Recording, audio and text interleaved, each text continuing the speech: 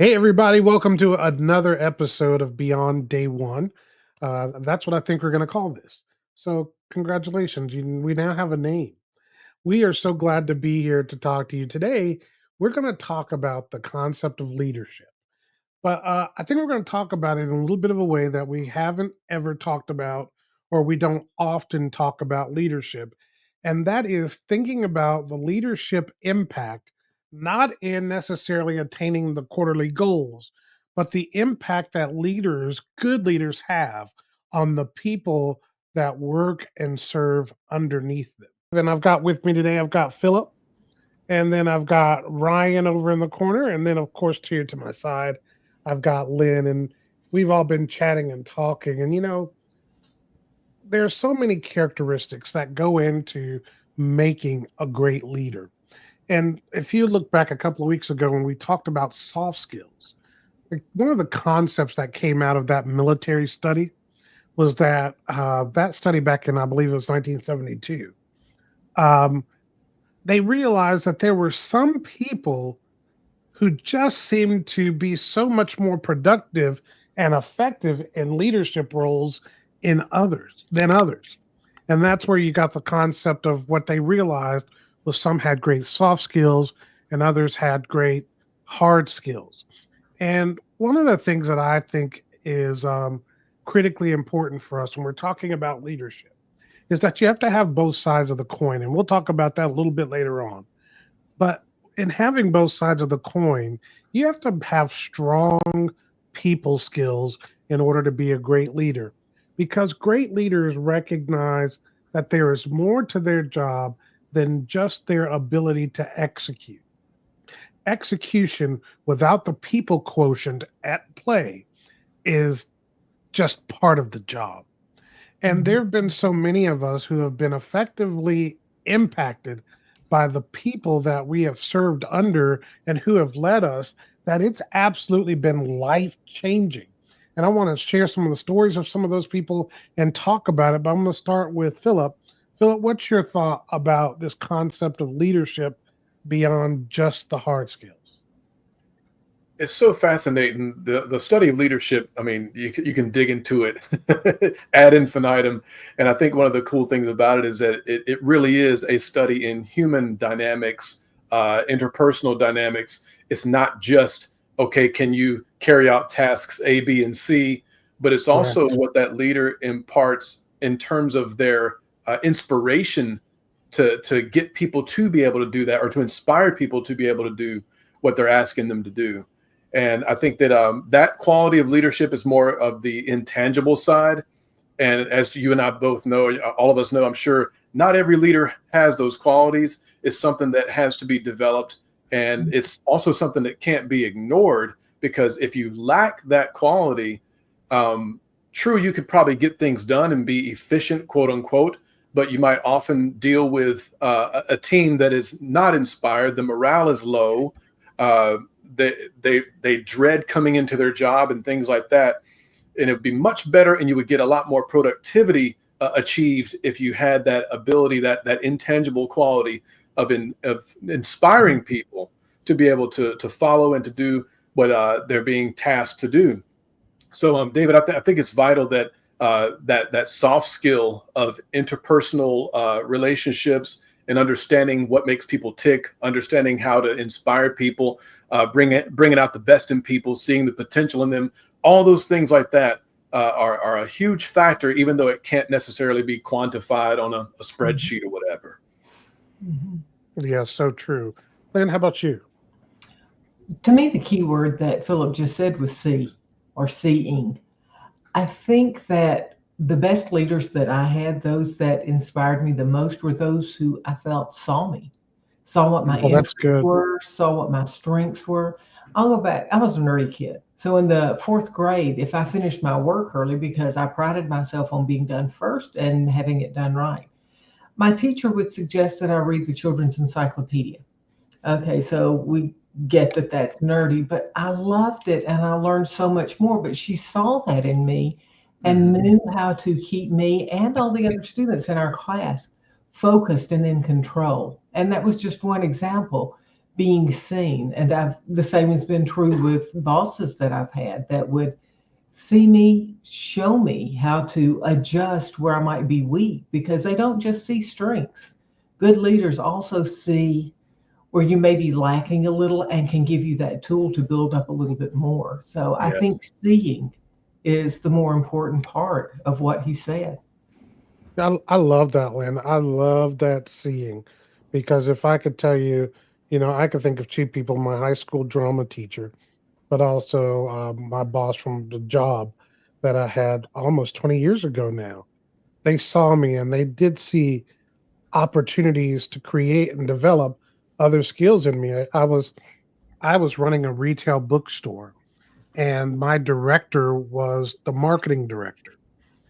And for whatever reason, at times she had me writing marketing copy. And that wasn't something I believed I could do. What in the world? Mm-hmm. But the exercise of doing it and Mhm. testing it out to see if I could was a great exercise, and I could do it. And so she tested so many things out in me and with me that helped me along the way. Ryan, what's your thought? Um, there's a great leadership quote, and it kind of summarizes what, all three of you guys have said. It says, if you think that you're leading and you turn around and you see that no one's following, you're just taking a walk. Mm. And, and and I've heard this before, even just recently, like, the greatest way, if you're leading and you want influence, is to be relational. Yeah. And it's not and the hard part when it comes to business and working in corporate or in any industry is relationships are really hard to quantify on a spreadsheet and dollar wise. Mm-hmm. I heard it said recently is like, when I was trying to convince somebody that I work with, I said, you really just have to get to know these guys and make them help them feel like they're in control of their work environment by asking them questions and things like that. And I got barked back as, these guys just need to do it. These guys just need to do what they are told and do what we say. And Right. Wow. they're entitled, that they're pushing back and asking questions. And, I was like, yeah, but that's not how you get people to follow you and do what you need them to do. Right. And so there's this tension between the dollars and the cents and making money and having people help make your business successful. And you can't go to one side, or you can't just be too relational. You're like, that's fine. Come in 40 minutes late. And if you need to leave early in the same day to go do family pictures on a Wednesday, that's fine. So you got to have this tension, but so you can't be all business and see your people as a number on a spreadsheet, but you can't be too relational either. You have to have both. And so if you really want to know if you're a leader, look behind you and see who's following. You may just be going on a stroll. Yeah. And with Gen Z and these young professionals, they are looking for a connection. Yeah. And they don't feel, if they don't feel like there's a connection there, they start looking for something else to do. And here's the thing, David, sorry to interrupt you. No, but go ahead. You're good. the thing is like Gen Z, they're crafty. So they're not going to come and tell you to your face. They're going to be very passive aggressive, and they're going to allow a cancer to grow in your organization, and they're going to become crafty and figure out ways to undercut you. And then before you even know it, you're like, where is my left and my right leg? And you're like, I'm going to have WMPT surgery and roll around in a wheelchair for a few months before I can get my business's legs back underneath me. They're going to do things like clock on and not do work and all kinds of undercutting stuff. A lot of passive aggressive stuff when they're not happy. And that's why so many people are struggling to keep Gen Z working, because they see some of this behavior and they don't realize that, once again, it's like we've said before, we can train this behavior and we can take action that helps to turn it around, because again, this generation and these young professionals want to feel connected and that they're a part of something that is meaningful. Yes. You know what? They're not alone. Most people want to feel that way.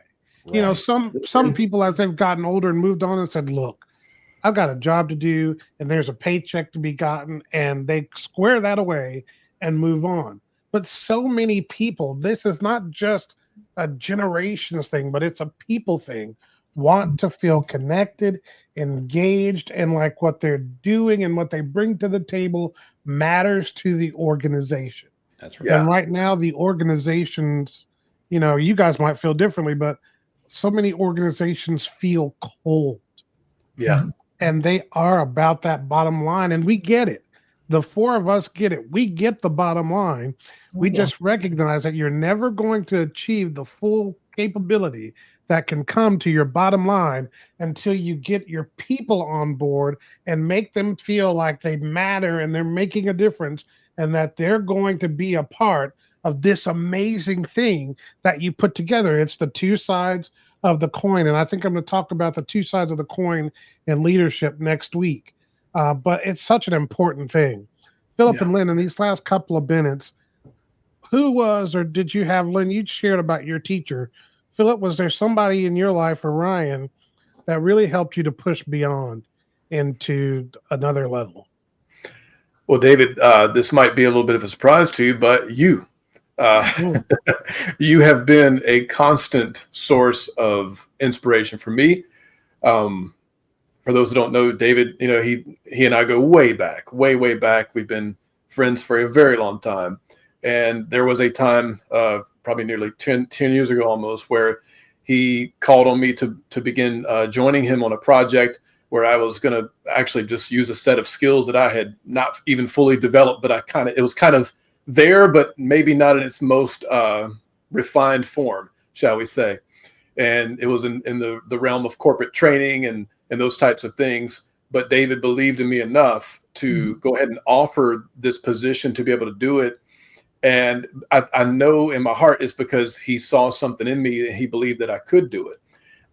At the time, you know, I lacked confidence. I wasn't, you know, I didn't feel grounded in what I was doing. I was very, you know, like insecure, honestly, about what I was getting into because I felt like I was out of my depth.